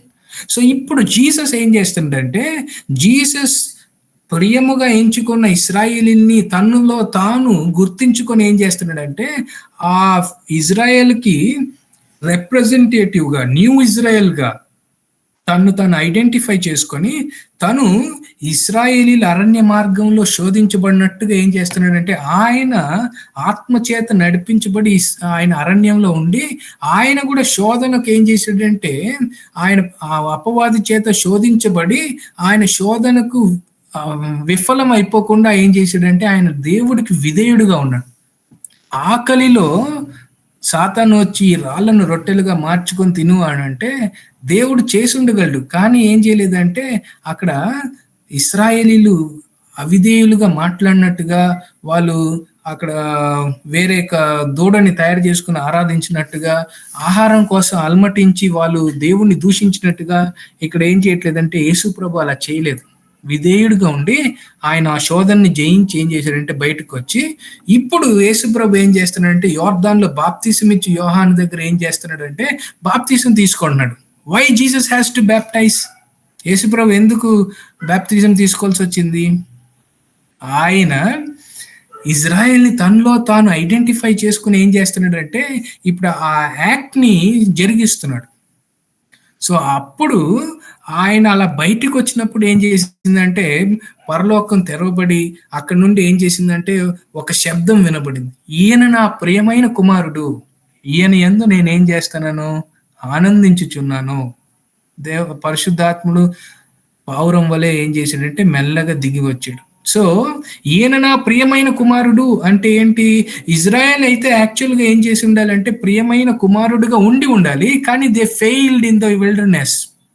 కానీ ఇప్పుడు ఈ యేసు క్రీస్తు తనలో తాను ఇజ్రాయెల్ని ఏం చేస్తున్నాడు అంటే ఐడెంటిఫై చేసుకుని ఓడిపోయిన ఒక జాతిని ఏం చేస్తున్నాడు, తనలో తాను గుర్తించుకొని వాళ్ళని ఇప్పుడు ఏం చేస్తున్నాడంటే తనలో తాను ఏం చేస్తున్నాడంటే గెలిపిస్తున్నాడు. సో ఇజ్రాయెల్ అయితే ట్రూ వైన్ గా ఉండాలి, కానీ వాళ్ళు ఫెయిల్ అయ్యారు. కానీ ఇప్పుడు యేసు ప్రభు ఏమన్నాడంటే వాళ్ళు కాదు true wine, I am the true wine. They failed in wilderness, they failed God in wilderness, but I am the true wine. నేను విఫలం అవ్వలేదు. నాలోనే ఏం చేస్తారంటే ఇజ్రాయేలీలు ఉన్నారు, నాలోనే ఇజ్రాయేలీలు ఏం చేస్తారంటే దేవుణ్ణి తెలుసుకుంటారు అని ఏం చేస్తారంటే తెలియజేస్తారు. So Jesus is the true Israel. అర్థమవుతుందా మీకు? So that is historical context. ఆ చరిత్ర మనకు తెలిస్తే ఏం చేస్తుందంటే అప్పుడు ఆ సందర్భం అనేది మనకి ఎక్కువగా అర్థవంతంగా ఉంటుంది, మీనింగ్ఫుల్గా ఉంటుంది. So this is the second level. So మనం ఇవన్నీ చూసాం. ఇది కల్చరల్ వస్తుంది. ఇది లాజరస్ది ఇవన్నీ చూసాం. I commit my spirit in to your hands అక్కడ చూసాం. So this is called extra textual అంటారు. అంటే ఈ సందర్భం యోహాను సువార్త 4:21-24 వరకు నన్ను ఆరాధించేవారు ఆత్మతోనూ సత్యముతోనూ ఆరాధించుడి అని ఏం చేస్తాడు యేసుప్రభు చెప్తాడు. ఈ సందర్భం అనేది ఎక్స్ట్రా టెక్స్టువల్ కాంటెక్స్ట్ కిందకు వస్తుంది. అంటే దీనికి మనకి ఏం చేయదంటే మనకు వాక్యంలో మనకు బైబిల్లో దీని సందర్భం మనకు కనిపించదు. So what does it mean to worship God in truth and spirit? ఆత్మతోనూ సత్యంతోనూ ఆరాధించడం అంటే ఏంటి? సో ఇలాంటి ఎక్స్ట్రా టెక్స్టువల్ కాంటెక్స్ట్ని మనం అర్థం చేసుకోవాలంటే మనకు ఒక మంచి బైబిల్ స్టడీ ఉండాలి, లేదు స్టడీ బైబిల్ ఉండాలి, లేదు ఎన్సైక్లోపీడియా, ఇలాంటి టూల్స్ అవసరం ఉంటుంది. Okay, so let me help you what's happening in John 4. You know ఇది మధ్యాహ్నం పూట ఏం చేస్తున్నాడంటే ఆయన ఆమె దగ్గరకు వచ్చి మాట్లాడుతున్నాడు. అది చాలా ట్యాబో వాళ్ళ కల్చర్లో. ఎందుకు అనంటే you know where Jacob met his wife, ఆ తర్వాత ఐజాక్ సర్వెంట్ ఐజాక్స్ వైఫ్ని ఎక్కడ కలుస్తాడు, మోషే తన వైఫ్ని ఎక్కడ కలుసుకున్నాడు. సో సమరిటన్ ఈమె సమరయ స్త్రీ యొక్క పర్స్పెక్టివ్ నుంచి ఆలోచిస్తే యేసు ప్రభు ఏం చేస్తున్నాడంటే ఆమెతో కొంచెం ఫ్లర్ట్ చేస్తున్నట్టుగా ఏం చేసి ఉంటుంది అంటే భావించి ఉంటుంది. ఎందుకంటే ఏషియన్ డేస్లో wells are good place to find their mates. ఇప్పుడు కాలం మారిపోయింది. చాలామంది మ్యాట్రిమోనీలు లేకపోతే వేరు వేరు ఉన్నాయి కదా. అలా పాతకాలంలో బావుల దగ్గర తమ యొక్క పార్ట్నర్స్ని కలుసుకోవడానికి మంచి స్థలం అని ఏం చేసేవాళ్ళు అంటే అనుకునేవాళ్ళు. సో జీసస్ ఏం చేస్తాడంటే ఆమెతో మాట్లాడతాడు. ఆమెతో మాట్లాడి ఆ సందర్భంలో ఏం చేస్తాడంటే there is an exchange of dialogue. వాళ్ళిద్దరు అసలు మాట్లాడుకోవడం అనేది చాలా ట్యాబో, అది కల్చరల్ ట్యాబో. సో ఎందుకు అని అంటే ఆమె ఒక మాట అంటది, మేమైతే గెరాజిం పైన ఏం చేస్తాం, దేవుణ్ణి ఆరాధిస్తాము. యూదులైతే మీరు అంటే యేసుప్రభు యూదుడు కాబట్టి మీరు యెరూషలేం మీద ఆరాధిస్తారు, దేవుణ్ణి ఎక్కడ ఆరాధించాలి అని అడుగుతారు. That's an interesting question. ఎందుకు ఆ క్వశ్చన్ అడిగింది? దానికి ఎందుకు యేసు ప్రభు నన్ను ఆరాధించేవాడు ఆత్మతోనూ సత్యంతోనూ ఆరాధించమని అన్నాడు? ఎందుకు అని అంటే ఈ ఎక్స్ట్రా టెక్స్టువల్ కాంటెక్స్ట్ అంటే బైబిల్లో లేనిది మనకు బయట నుండి అవసరం అవుతుంది. ఆ సందర్భం అర్థం చేసుకోవాలంటే మీకు ఆ హిస్టరీ, ఆ కాంటెక్స్ట్ అర్థమైతే ఇట్ మేక్స్ మోర్ సెన్స్. సమరైటన్స్ సమరైలు ఏం చేస్తారంటే first 5 books of the Bible, old testament లో ఉన్న పంచకాండాలు, పెంటటూక్, ఆ 5 పుస్తకాలను ఏం చేస్తారంటే నమ్ముతారు. They have rejected all the prophets and there was no New Testament during the time of Jesus. అర్థమవుతుందా మీకు? సో సమరయులు మొదటి 5 పుస్తకాలు మాత్రమే ఏం చేశారంటే ఒప్పుకున్నారు. 5 పుస్తకాలనే ఒప్పుకొని మోషేను ఒక్కడే ప్రవక్తగా అంగీకరించారు. అందుకు తర్వాత ప్రవక్తలందరినీ రిజెక్ట్ చేశారని చెప్పి యూదులు ఏం చేశారంటే గెరాజిం అనే పర్వతం మీద వాళ్ళ దేవాలయం ఉంటే ఆ దేవాలయాన్ని వాళ్ళు నాశనం చేశారు. యూదులు అక్కడ నాశనం చేసి ఈ సమరయులు యూదుల యొక్క మందిరానికి రాకుండా ఏం చేశారంటే వాళ్ళని చాలా కుక్కల కంటే చాలా హీనంగా ఏం చేసేవాళ్ళంటే ఎంచేవాళ్ళు. వాళ్ళు అపవిత్రులుగా, అన్క్లీన్ పీపుల్గా ఏం చేసేవాళ్ళంటే హేయులుగా వాళ్ళని ఏం చేసేవాళ్ళంటే భావించేవాళ్ళు. ఎందుకు? They are jealous for the God. మా ప్రవక్తల్ని వీళ్ళు ఎలా రిజెక్ట్ చేస్తారు అని. సో ఈమెకి ఉన్న అండర్స్టాండింగ్ ఏంటంటే ఫస్ట్ 5 books ఏ ప్రాబ్లం లేదు. ఆ first 5 books main profit Moses లాంటి ప్రాఫిట్ ఇంకొకటి వస్తాడు అనే సంగతి ఆమె ఒప్పుకుంటుంది. వై? బికాస్ Deuteronomy 18:15-16 సేస్, నా వంటి ప్రవక్త ఇంకొకడు మీలో నుండి వచ్చును. సో ఇప్పుడు జీసస్ ఏమంటాడంటే, ఆమెతో మాట్లాడి మీకు భర్త ఉన్నాడా అని ఏం చేస్తాడంటే మాట్లాడతాడు. అంటే జీసస్ ఆమె పర్స్పెక్టివ్ నుంచి ఆలోచన చేస్తే, నీకు పెళ్ళయిందా, are you single are you married అని ఏం చేస్తున్నాడు అడుగుతున్నాడు అని ఆమె అర్థం చేసుకునేది. సో దానికి ఆమె చెప్పినప్పుడు Jesus was prophetic with his divine nature. దేవుడు ప్రవచనాత్మకంగా యేసు ప్రభు ఆమెతో మాట్లాడి ఆమె జీవితం గురించి ఆమెకి రివీల్ చేసినప్పుడు ఈ అండర్స్టూడ్ ఆ మోషే లాంటి ప్రవక్త ఈయనే. సో ఇప్పుడు ఈయన ఏం చేశాడంటే మన మధ్యలో ఉన్నాడు, హీ ఈస్ ద మెస్సయా అని ఏం చేసిందంటే అర్థం చేసుకునేది. అందుకు ఆమె ఏమడిగిందంటే, అయితే మేము పాత నిబంధనలోని ప్రవక్త గ్రంథాలన్నీ రిజెక్ట్ చేసాం కదా, యూదులు కరెక్టా మేము కరెక్టా, ఎవరిని ఎక్కడ ఆరాధన చేయాలి, మేము గెరజీం పర్వతం మీద ఆరాధన చేయాలా లేకపోతే యూదులు యెరూషలేములో ఆరాధన చేస్తున్నారు అక్కడ ఆరాధన చేయాలా అని అన్నప్పుడు యేసుప్రభు ఏమంటాడంటే, ఈ జియోగ్రాఫికల్ లిమిటేషన్స్ ని బ్రేక్ చేసి దేవుణ్ణి స్పిరిచువల్ గా ఆరాధన చేయాలి, ఎక్కడైనా ఆరాధన చేయొచ్చు, కాకపోతే ఏం చేయాలంటే ఇన్ ట్రూత్ అండ్ స్పిరిట్. నేను అందరికీ దేవుణ్ణి, అందరికీ మెస్సయ్యని, I have come seeking you అని ఏం చేసిందంటే ఆమె అర్థం చేసుకుంది. అందుకు ఆవిడ ఏం చేయాలంటే వెళ్ళి అందరు అంటే ఆ మెస్సయ్యని ఏం చేసావు నేను తెలుసుకున్నాను అందరికీ చెప్తుంది అక్కడికి వెళ్ళి. So that's the background next అంటారు. సో ఆ డిస్ప్యూట్ ఉండడం వలన వాళ్ళు ఏం చేశారంటే, మనకి ఇవంతా ఆ కాంటెక్స్ట్ లో మనకి బైబిల్ కాంటెక్స్ట్ లో దొరకదు కాబట్టి she understood he is the Messiah that he is coming of Moses. మోషే తర్వాత వచ్చే ఆ ప్రవక్త ఈయనే, మెస్సయ్య ఈయనే అని ఏం చేసిందంటే అర్థం చేసుకుంది. సో అది చాలా చాలా మైండ్ బ్లోయింగ్ గా ఏం చేస్తుంది అంటే ఉంటుంది. So she's waiting for the right person, she's waiting for the right place to worship. ఇప్పుడు ఆమె యాక్సెప్టెన్స్ ఏం చేసిందంటే ఫీల్ అయింది. జ్యూస్ మమ్మల్ని యూదులు మమ్మల్ని వెలివేశారు, మమ్మల్ని బ్యాన్ చేశారు, కానీ మెస్సయ్య ఏం చేశాడంటే రీడిఫైన్ చేశాడు, నన్ను వెతుక్కుంటూ వచ్చాడు, దేవుడు యూదుల్లాగా మనల్ని పక్కన పెట్టలేదు అనే సంగతి ఏం చేసిందంటే ఆవిడకి ఆనందం కలిగేసింది. All right, so 8:59 we have 10 more minutes to finish. ఇంకా ఎక్స్ట్రా టెక్స్టువల్ అంటే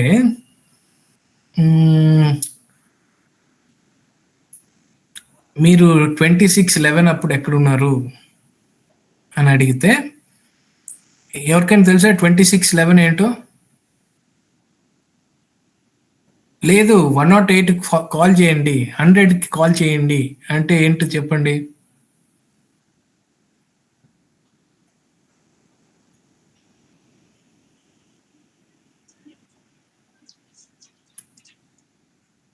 సంబడి 26/11 అప్పుడు ఎక్కడ ఉన్నారు?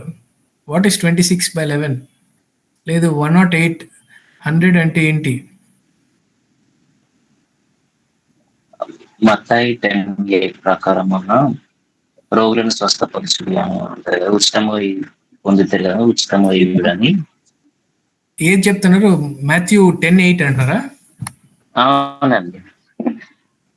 Okay, so not talking about Bible. ఇక్కడ బైబుల్ గురించి నేను మాట్లాడట్లేదు.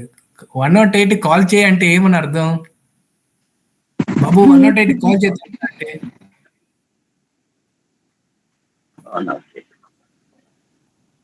108 ఆర్ 104 ఆర్ 100 కాల్ చేయండి త్వరగా అంటే ఏంటి అర్థం దానికి? ఎస్. సో ఇది ఏంటంటే ఎక్స్ట్రా టెక్స్టువల్ కాంటెక్స్ట్. సో మన కల్చర్లో, మన కాంటెక్స్ట్లో, మన ఇండియన్ కాంటెక్స్ట్లో, లేదు మన స్టేట్ కాంటెక్స్ట్లో 108 కానీ 100 కానీ ఇది we all know, there is no need to interpret that. మనం ఎవరికి 108 అంటే ఏంటో చెప్పనక్కర్లేదు.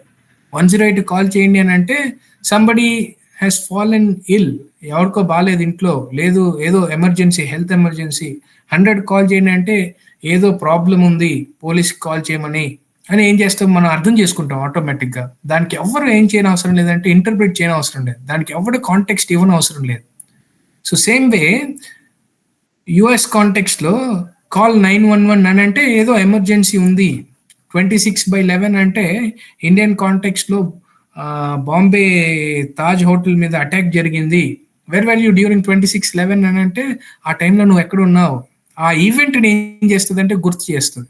సో సేమ్ వే యుఎస్ కాంటెక్స్ట్లో ట్విన్ టవర్స్ అటాక్, ఐసిస్, ఇవన్నీ ఏం చేస్తుందంటే, so every culture has something. 420 weed 420 అంటే ఏంటి, he is a fraud, he is a thief అని అర్థం మన కాంటెక్స్తో. అమెరికన్స్కి 420 అంటే వాడికి మనకు అర్థమైనట్టు వాళ్ళకి అర్థం కాదు. సో కల్చర్ టు కల్చర్ ఏం చేస్తాయి అంటే ఇంపాక్ట్ ఉంటుంది. ఆ ఇంపాక్ట్ వల్ల ఏం చేస్తుంది అంటే కాంప్లికేట్ అవుతుంది కొన్నిసార్లు.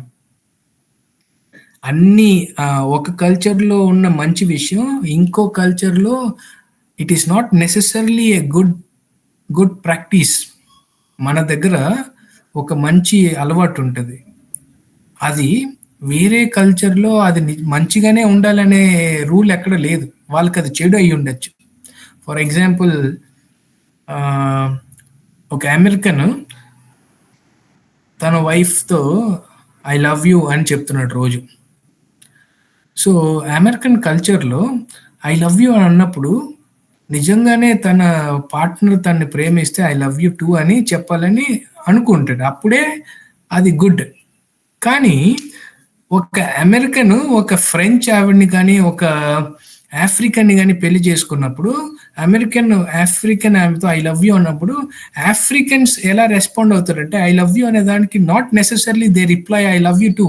వాళ్ళు ఐ లవ్ యూ టూ అని ఏం చేయరంటే చెప్పరు, వాళ్ళు ఏం చేస్తారంటే థ్యాంక్ యూ అని అంటారు.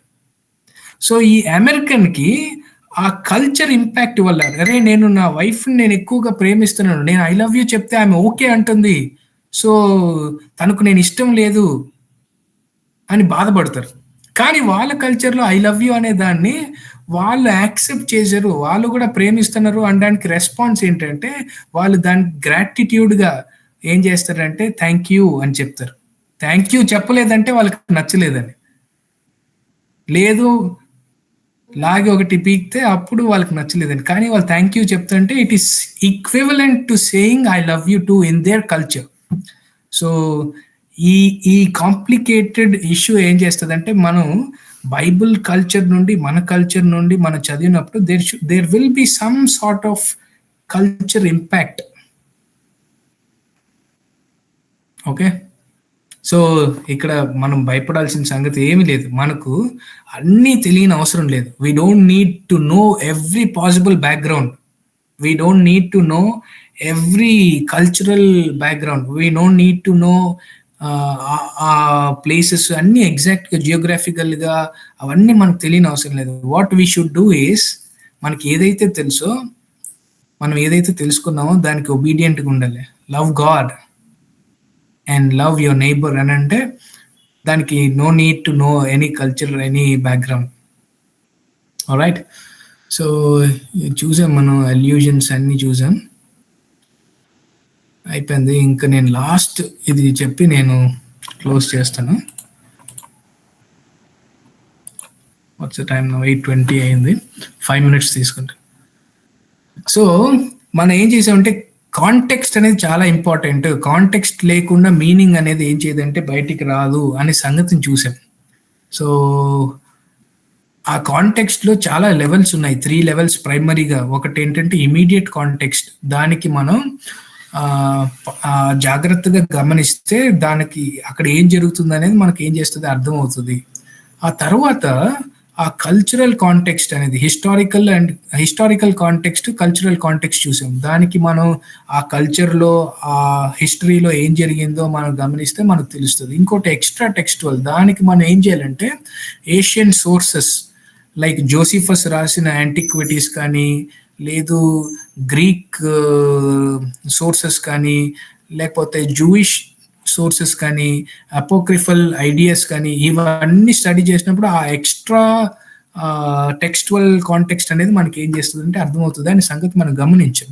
ఇప్పుడు బైబిల్ మనకు లాంగ్వేజ్లో ఇవ్వబడింది. Bible is an inspired writing అని అన్నాం, పరిశుద్ధాత్మ చేత ప్రేరేపించబడిన గ్రంథము.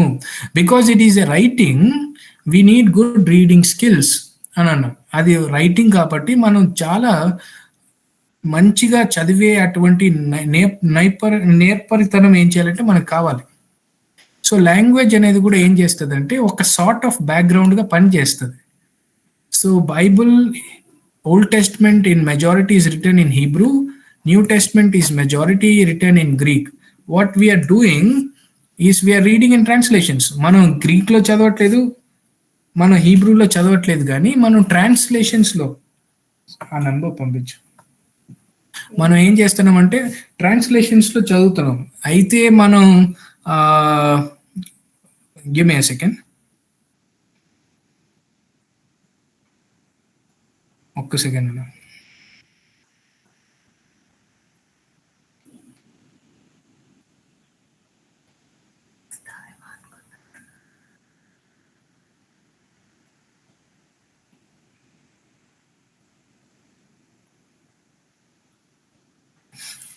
ఈ నంబర్ కాల్ చేయమని చెప్పు.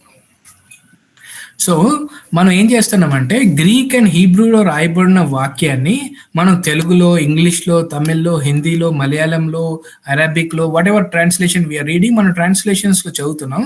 మ్యాక్సిమం ఆ ట్రాన్స్లేషన్స్ ఏం చేస్తాయంటే చాలా జాగ్రత్త తీసుకుంటాయి అక్కడ ఉన్న ఒరిజినల్ మాటకు అర్థాన్ని అందించడానికి.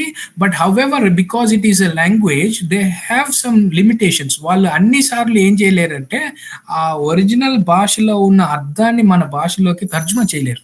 That's a limitation of a language. So there you need some help of some expert. ఎవరైనా గ్రీక్ అండ్ హీబ్రూ నేర్చుకున్న వాళ్ళు, చదివిన వాళ్ళు, బైబుల్ కాలేజ్లో అటెండ్ అయ్యి ఉన్నవాళ్ళు, వాళ్ళ యొక్క హెల్ప్ ఏం చేస్తుంది అంటే మనకు అవసరం అవుతుంది. సో ఆ ఎక్స్పర్టీస్, ఆ లాంగ్వేజెస్, ఒరిజినల్ లాంగ్వేజ్ యొక్క ఎక్స్పర్టీస్ మనకి ఏం చేస్తుంది అంటే మరింత మీనింగ్ఫుల్గా ఏం చేస్తుంది అంటే తీసుకొని వస్తుంది, మన టెక్స్ట్ని ఎన్రిచ్ చేస్తుంది. ఫర్ ఎగ్జాంపుల్ ఇక్కడ చూస్తే లూక్ ఈజ్ అ ఫిజిషియన్, లూకా ఒక వైద్యుడు అని ఏం చేస్తారంటే అందరూ మాట్లాడతారు. కానీ how Luke is a physician, మనం లూక్ ఒక ఫిజిషియన్ అని, డాక్టర్ అని ఎలా చెప్తున్నాం అంటే లూక్ చాలా మెడికల్ వర్డ్స్ని ఏం చేస్తాడంటే ఉపయోగిస్తాడు. దాన్ని బట్టి లూక్ ఒక మంచి చదువుకున్నవాడు, జ్ఞానవంతుడు, ఒక డాక్టర్ అని ఏం చేస్తామంటే మనం తెలుసుకుంటాం. సో ఫర్ ఎగ్జాంపుల్ లూక్ 4:35లో అక్కడ ఆ పడిదోయపడుట అనే మాట తెలుగులో రాయబడింది. ఇక్కడ ఇంగ్లీష్లో ఏం చేస్తాడంటే he had thrown him down అని ఉంది. ఆ పదం అది ఒక ఎపిలెప్సీ, కన్వల్షన్స్ అంటే అది ఒక ఫిట్స్ వ్యాధి లాంటిది అనే ఫిట్స్ వ్యాధికి ఉపయోగించే పదాన్ని ఏం చేస్తాడంటే కన్వల్షన్స్ అనే పదాన్ని, ఎపిలెప్సీ అనే పదాన్ని ఏం చేస్తాడంటే వాడతాడు లూక్. అది వేరే ఎవరు ఏం చేయరంటే వాడరు. ఇంకా మనం గమనిస్తే 9:38లో I beg you to look at my son అని ఏం చేస్తాడంటే మాట్లాడతాడు, లూక్ రాస్తాడు. ఆ మాటకు యొక్క అర్థం ఏంటంటే ఒక డాక్టర్ని పేషెంట్ దగ్గరికి వచ్చి పేషెంట్ని చూడు అని మాట్లాడే పదాన్ని ఏం చేస్తాడంటే లూక్ రాస్తాడు. So that is very unique. మీకు అర్థమవుతుందా? ఇంట్రెస్టింగ్ విషయం ఏంటంటే ఇందాక మనం చదువుకున్నాం క్యామెల్స్ ఐ నీడిల్ గురించి. 3 గాస్పుల్స్లో మాథ్యూ, మార్క్ అండ్ లూక్ ఆ సంఘటన గురించి రాసినప్పుడు ఇక్కడ మనకేం కనిపిస్తుంది అంటే మాథ్యూ అండ్ మార్క్ వాళ్ళు ఏం చేస్తారంటే ఆ వంటే సూది బెజ్జంలోంచి వెళ్ళడం అనే దానికి, ఆ సూది గురించి మాట్లాడడానికి ఏం చేస్తారనంటే వాళ్ళు టైలర్స్ వాడే సూది గురించి ఏం చేస్తారంటే అక్కడ ఉపయోగిస్తారు ఆ పదాన్ని. మీరు చూస్తే రఫీస్ అంటే ఒక ఇంట్లో మనం వాడే సూది, కానీ ఒక టైలర్ కుట్టుకునే వాళ్ళ యొక్క సూది గురించి ఏం చేశారంటే రాశారు. కానీ లూక్ ఏం చేస్తాడంటే డాక్టర్ కాబట్టి హీ యూజెస్ బెలోనే అనే వర్డ్ ఏం చేస్తాడంటే వాడతాడంటే అదొక సర్జికల్ నీడిల్. ఎవరైతే సర్జరీ చేస్తారో వాళ్ళు కుట్లు వేయడానికి వాడే సూదిని ఏం చేస్తాడు, ఆ వాడే సూది గురించి ఏం చేస్తాడంటే ప్రత్యేకంగా రాస్తాడు లూక్. సో ఇది మనకు ఆర్డినరీగా ప్లెయిన్గా మనకి ఇంగ్లీష్లో కానీ తెలుగులో కానీ మనకి ఏం చేయదంటే ఈ మీనింగ్ మనకు అర్థం కాదు. When you go in to the route language that makes more sense. ఇంకా మనం గమనిస్తే యాక్ట్స్ 4:11లో కార్నర్ స్టోన్ అనే పదం ఉంది. ఆయన తలకు మూలరాయి అయి ఉన్నాడు. ఆ పదంకు గ్రీక్ వర్డ్లో లూక్ ఏం చేస్తాడంటే అక్కడ వాడిన ఆ పదానికి ఆ మాటకు అర్థం ఏంటి అని అంటే ఇలా ఉంటుంది అనుకోండి. ఇది just an illustration. This is the corner stone. మామూలుగా ఏదైనా ఇల్లు లేకపోతే ఒక బిల్డింగ్ ఏదైనా ఆరంభించేటప్పుడు శంకుస్థాపన చేస్తారు కదా, అలాంటి దాని గురించి రాయట్లేదు. ఇది కార్నర్ స్టోన్. ఇది ఈ స్టోన్ ఏం చేస్తుందంటే రెండు ప్రాముఖ్యమైన గోడల్ని ఏం చేస్తుంది అంటే అది భరిస్తూ దాని రెండింటిని ఏం చేస్తుంది అంటే కలిపి ఉంచుతుంది. దాని స్ట్రెస్ దాని వెయిట్ ఏం చేస్తుంది అంటే అది బేర్ చేస్తుంది. That is the corner stone. Jesus is that who testifies both about Old Testament and New Testament. He is the bridge between the both. ఆయన పాస్ట్ అండ్ ఫ్యూచర్కి బ్రిడ్జ్గా, డెత్ అండ్ రిజరక్షన్కి ఆయనే cap స్టోన్గా ఏం చేస్తాడంటే ఉంటాడు. That's beautiful. చూడండి ఇక్కడ ఇలిస్ట్రేషన్లో ఇది cap stone, ఇది corner stone, ఇది మూలరాయిగా ఉన్నప్పుడు ఈ రెండింటిని ఏం చేస్తుందంటే దాని మీద బరువు మోసుకుంటూ అది భరిస్తూ వాటిని కలిపి ఉంచి ఆ స్ట్రెస్ అండ్ టెన్షన్ అది భరిస్తూ ఏం చేస్తుందంటే అది ఆ కట్టడాన్ని నిలబెడుతుంది. అందుకే ఇలిస్ట్రేషన్లో ఈ క్రాక్స్ అన్ని కనిపిస్తుంది. సో ఫైనల్గా ఇక్కడ జీసస్ ఏం చేస్తున్నాడంటే is walking from darkness to light. So 3:15లో జీవాధిపతి అని ఏం చేశారంటే వాడాడు, author of the life. So దాని యొక్క అర్థం మూల భాషలో ఏమని ఉంటుందంటే he who is a pathfinder, pioneer, patron. ఇంతకు ముందు దారి లేదు కానీ ఇతను ఏం చేశాడంటే కనుక్కున్నాడు. మార్గాన్ని ఏం చేశాడంటే ఆయన తొలిచాడు అనే పదం ఉపయోగించాడు. యేసు ప్రభు మరణం నుండి ఏం చేశాడంటే జీవంను ఆయన మార్గాన్ని ఏం చేశాడంటే ఏర్పాటు చేశాడు. He opened a door to eternal life from death. So ఇది మనకి ఏం కనిపించదు అంటే ప్లెయిన్ లాంగ్వేజ్లో కనిపించదు.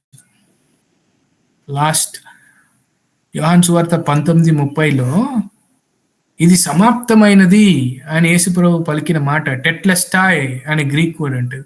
టెట్లెస్టాయ్ అంటే ఏంటి అని అంటే ఇక్కడ చూడండి, ఉదాహరణకి ఇది యేసుప్రభు అనుకుంటే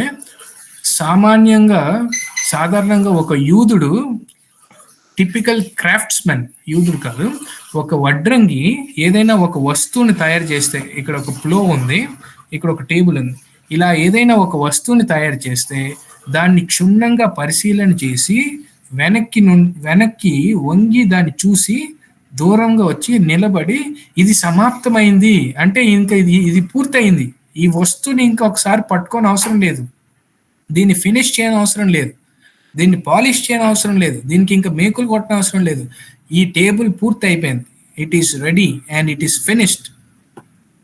సో యేసు ప్రభు ఇది సమాప్తమైంది అంటే ఆ మాటకు ఆ కల్చర్లో ఉన్న టిపికల్ క్రాఫ్ట్స్మెన్ వర్డ్ అది టెట్లెస్టాయ్. యేసు ప్రభు శిలువ మీద మన రక్షణకు అవసరమైన పనిని ఏం చేశాడంటే సంపూర్తి చేశాడు. దానికి ఇంక ఎవరు ఏమీ చేయని అవసరం లేదు. మనం రక్షించబడాలంటే ఏదో తీర్థయాత్ర వెళ్ళాలి, మనం రక్షించబడాలంటే మనం ఏదో ఒక పుస్తకం రాయాలి, మనం రక్షించబడాలంటే ఏదో సమర్పించాలి, ఏం అవసరం లేదు. యేసు ప్రభు ఏం చేశాడంటే శిలువలో ఇది సమాప్తమైంది, రక్షణ కార్యక్రమం, it is the finished work of cross, ఇంకెవ్వడు దీన్ని ఏమీ టచ్ చేయని అవసరం లేదు. సో అది ఆ లాంగ్వేజ్ అండ్ ఆ కల్చర్ నుంచి వచ్చే meaning. So that's for today. I'll stop sharing my screen here. Thank you. ఏమైనా అర్థమైతే చెప్పండి, అర్థం కాకపోతే చెప్పండి. We will see how we can look forward. That's for the day. Thank you.